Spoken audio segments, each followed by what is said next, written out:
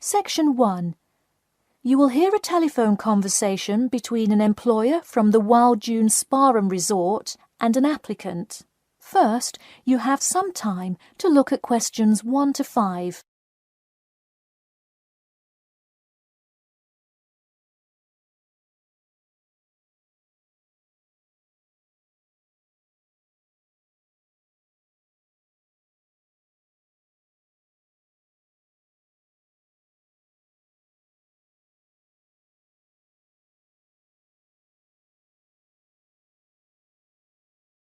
You will see that there is an example which has been done for you.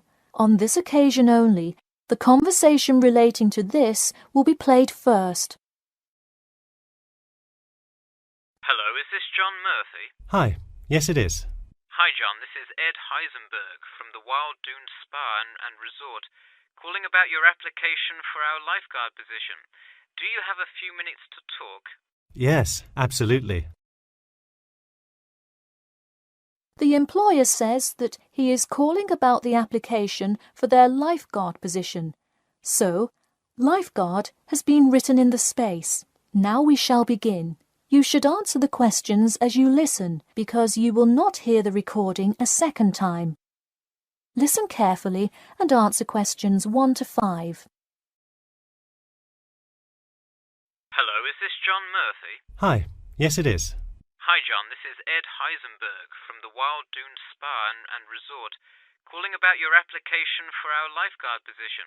Do you have a few minutes to talk? Yes, absolutely. Great, could you give me your address? Sure. My address is 45 Elsinore Court. I'm sorry, was that Eleanor? Could you spell that for me? Sure, it's Elsinore. E-L-S-I-N-O-R-E. Okay, thanks. And is this the number we should reach you at in the future? 099885767? No, that's my home phone. But let me give you my mobile number instead. 077 896 245. Call me on that one. Okay, I'll make a note of that. Could you tell me your availability? Sure, I'm usually available during afternoons or weekends. I'd prefer not to be scheduled on weeknights because I work part-time as a waiter. That shouldn't be a problem, since we don't stay open very late anyway. And do you have any other employment experience? Yes, I've worked at a few other places. I was the baseball coach at Richmond High School last season. I see. And do you have any other experience that you would like us to note on your application? Yes. Last year I worked at the beach as a rescue diver. Rescue diver? That sounds intense. Well, it's really just like being a lifeguard, except in the ocean instead of pool. So kind of like being a lifeguard at the world's largest pool. I see. Before you hear the rest of the conversation, you have some time to look at questions 6 to 10.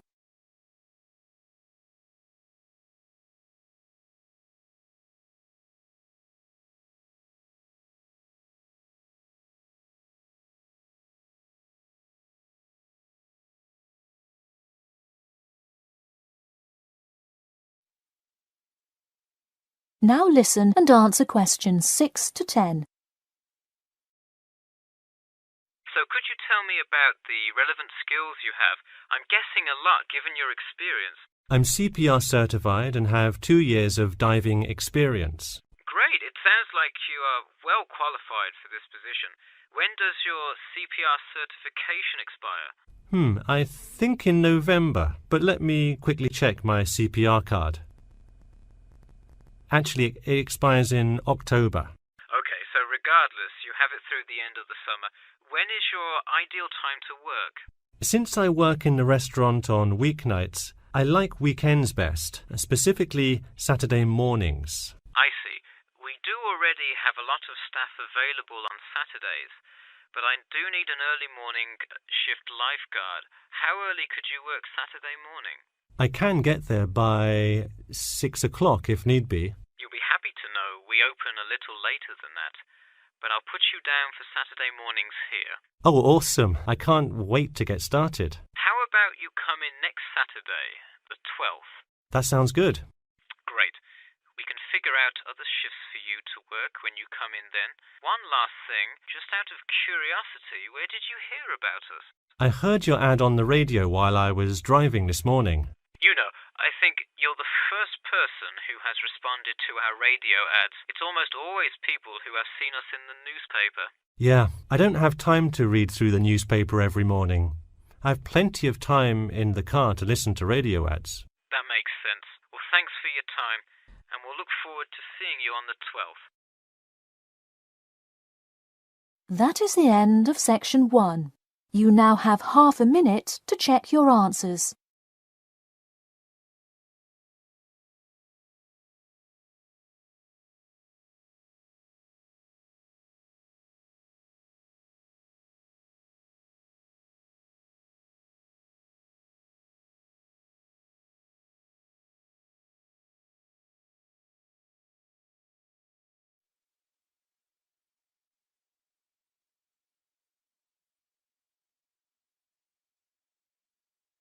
Now turn to section 2. Section 2. You'll hear part of a free class about safety around campus. First, you have some time to look at questions 11 to 14.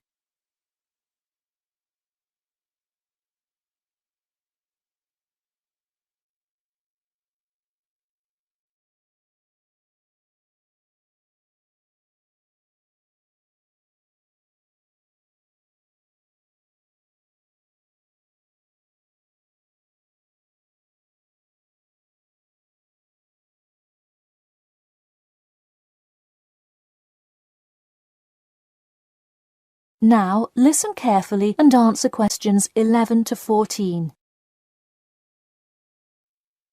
Good evening. I'm Geoffrey Miller from the University of Nottingham Student Union, and in this week's free class, Carlos Garcia is going to tell us about safety around campus. Over to you, Carlos. Thank you, Geoffrey, and thank you all for your attendance today. Also, I'd like to thank the Student Union here at the university for organising this lecture.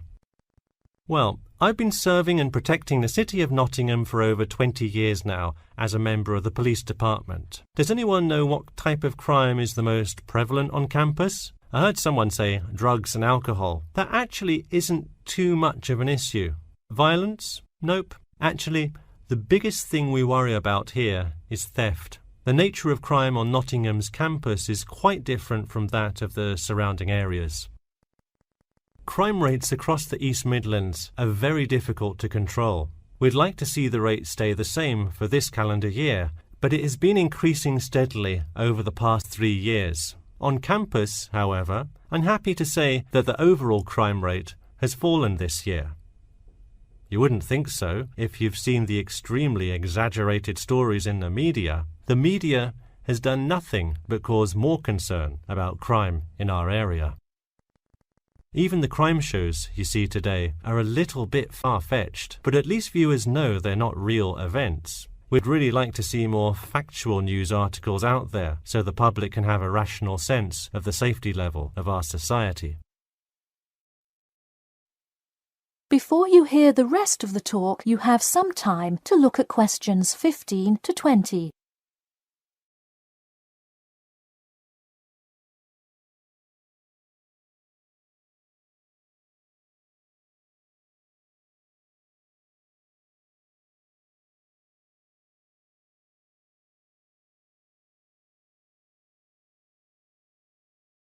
Now listen and answer questions 15 to 20.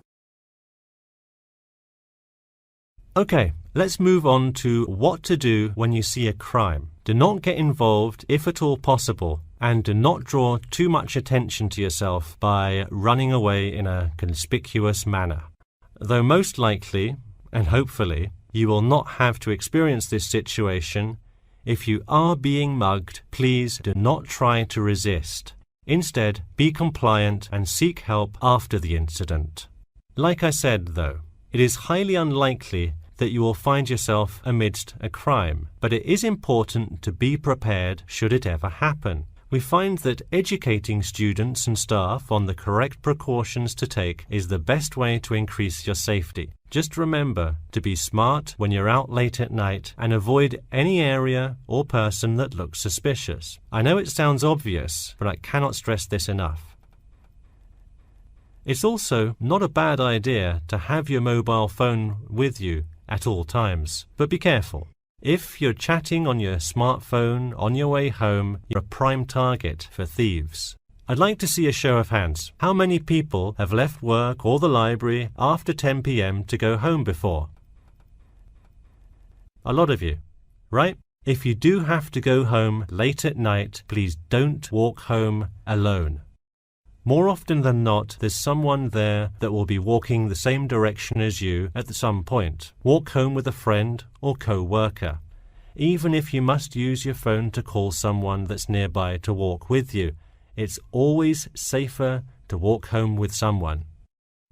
So when you're walking home, you may feel more comfortable with some sort of self-defense, such as pepper spray. Now, it's your call whether you want to carry something like this or not. However, I absolutely advise against carrying a knife or any other offensive weapon. All too often, they can be used against you if you're disarmed, putting yourself in more danger. For all those interested, the Recreation Centre offers a free self-defense class to all students every Thursday evening. While obviously an introductory self-defense class may not equip you to fight off villains like a regular superhero, it does come in handy sometimes. After taking a self-defense class, you'll surely be more aware of possible dangers and how to deal with them. So hopefully now you have a more complete understanding of the nature of crimes committed on your campus and how to avoid being a victim. I know most students at the University of Nottingham are not the criminal types, but remember that there is no barrier like a wall or something keeping non-students out. There's no army force securing the borders, and I doubt anyone wants it that way. The campus is generally a safe place, but it's not immune to small crimes once in a while. All right, that's all I have to say for today. Stay safe. That is the end of section 2. You now have half a minute to check your answers.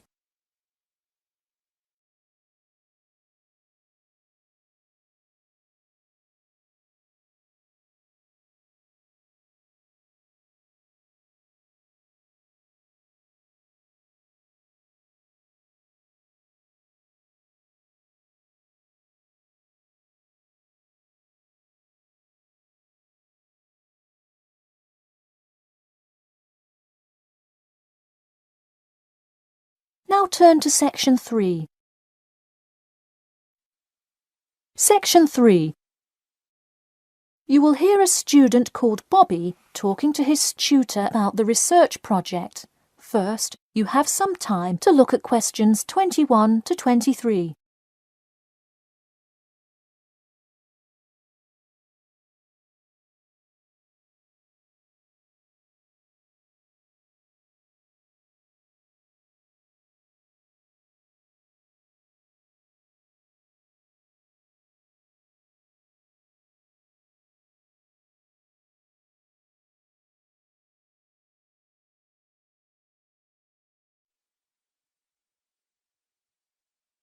Now listen carefully and answer questions 21 to 23. Hi Bobby, go ahead and sit down. Tell me about your research project. Well, I decided to research football and keys for success on a football team. That sounds great. What are the guidelines for the test? Did the teacher talk to you about it in class? No, everything is on a handout that was passed out. It says that the first draft is due at the end of next week and the second and third are due later on in the month. I don't understand why we have to keep revising and fixing it. Is this assignment really that important? Well, this project is a major requirement for passing 11th grade English and will go on your permanent record. Oh, really? Does that mean it will affect what English level I am placed in next year? Well, not exactly. You need a good grade to move on, but it is your overall grade and teacher recommendation that determines what level of English you are placed in next year. Anyway, tell me about your topic choice. Do you play football? Well, actually, it's because my father loves the sport. He watches it every weekend. Cool. It's a good idea to report on something you're interested in. Before you hear the rest of the talk, you have some time to look at questions 24 to 30.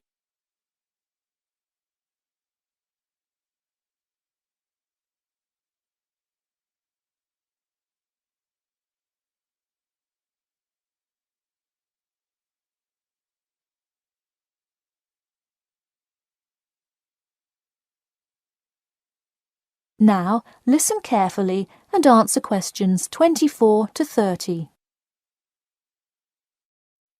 I see you worked hard calling players and the head coach to talk, so let's see what information you got. Well, you have to listen carefully to the first call on the recording. It's really hard to hear because the background noise is louder than the person's voice. Yes, it is a bit tough to discern. I'm afraid the player's answer is too short as well. You will have to interview him again and try to get him to give a better answer. Okay, I thought that might happen. I will call him again tomorrow. Moving on, let's look back at this question. You asked, tell me about a time when you learned a major life lesson through playing football and explain how that has shaped the person and player you have become now and how you hope to pass on that lesson. It is a great idea for a question, but in an oral interview it is far too complex. I would advise you to break it up into multiple parts to get a better response. I guess you're right. I wouldn't want to have to provide an answer to a question like that. I will simplify it. I found that when I asked players this question, it took too much time because they were struggling to answer the question completely. In fact, this is the question Joe Billings was answering when the tape ran out. He did tend to ramble on all the questions, didn't he? He sure did. I would recommend that when you go back and interview players again, that you use a more sophisticated recording device. This recording is spotty, which indicates that the equipment wasn't working consistently. Okay, I guess it probably wasn't the best idea to use the sound recorder on my phone. Hey, could you give me some feedback on the content of the report itself? Sure. Let's start by focusing on your topic. While I like that you chose to cover football, it seems inexplicit.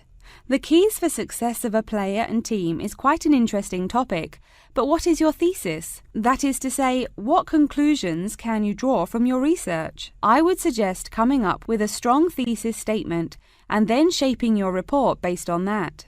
Is it really too vague? I put a whole lot of facts into it. I list the top 10 goal scorers in football history and later on provide statistics for a few of the most famous coaches and their records as coaches. I think that's great that you included these facts, but I think you focus too much on the facts and not enough on connecting these facts to make your point.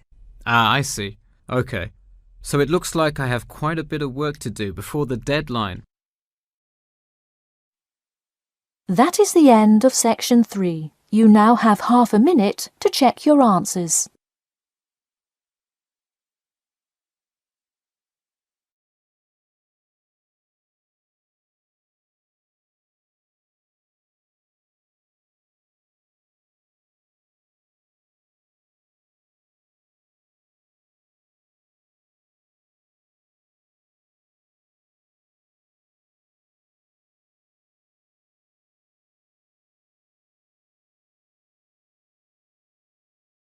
Now turn to section 4.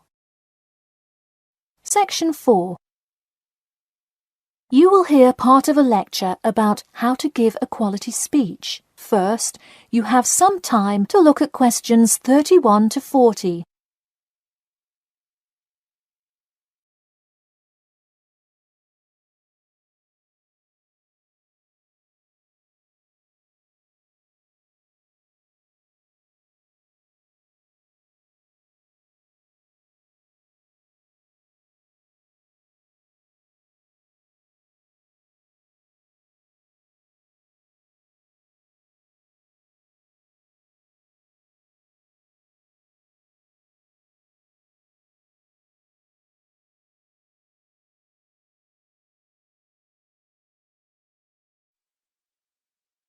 Now listen carefully and answer questions 31 to 40.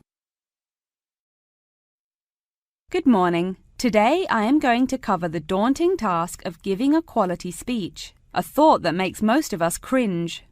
In fact, 90% of all people feel nervous about public speaking, about 10% of whom are described as genuinely terrified.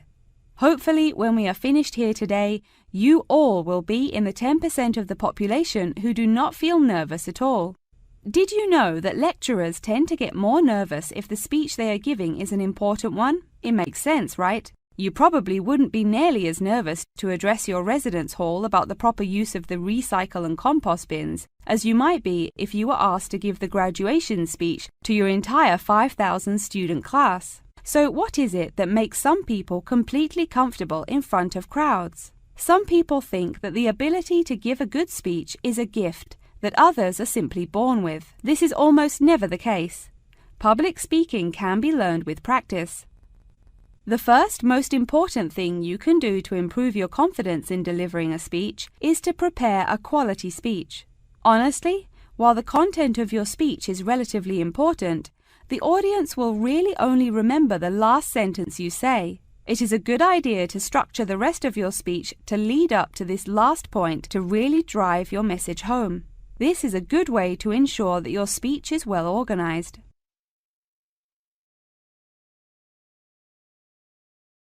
Once you are confident in the quality of the speech you have written, the rest is just about your stage presence. Let's go through some do's and don'ts of public speaking. First, you want to command the attention of the room. Do not, I repeat, do not proceed with your speech until the audience is paying attention. Even Martin Luther King Jr.'s I Have a Dream speech wouldn't have made any difference in the world without the undivided attention of his audience. To continue with the I Have a Dream example, one of the reasons that MLK was such an effective orator was his ability to speak with passion and engage with his audience. That sort of charisma does not come from reading straight from paper. Don't get me wrong, it is a good idea to write your main ideas down on a note card, sheet of paper or something. But one factor that will consistently lead to a boring, forgettable speech is writing down your entire speech. Do not write your full speech down. If you are constantly reading your paper, you are not making eye contact with your audience, and thus failing to really express the feeling that goes with your ideas. I advise you write 1 or 2 ideas, so if you suddenly draw a blank, you have something to jog your memory. If you've written a good speech that you believe in, those ideas should be sufficient to keep you on track.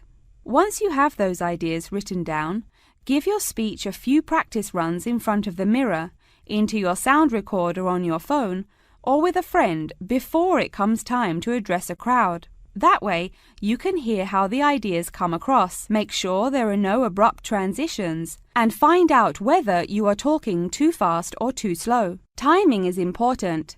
Make sure you time yourself beforehand to see how long your speech is. That is pretty much it. With practice, you'll be able to deliver an expert speech that engages and even maybe inspires your audience. Just remember, speak with emotion. No one wants to listen to someone reading from a script.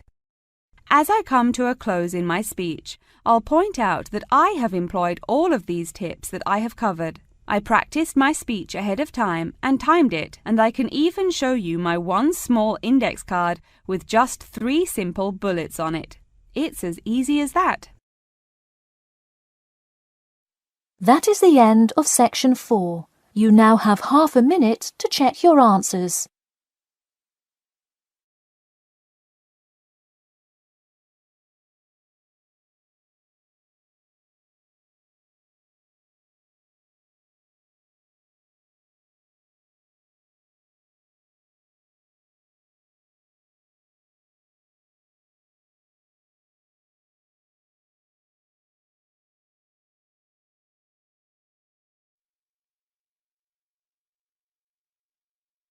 That is the end of the listening test. In the IELTS test, you will now have 10 minutes to transfer your answers to an answer sheet.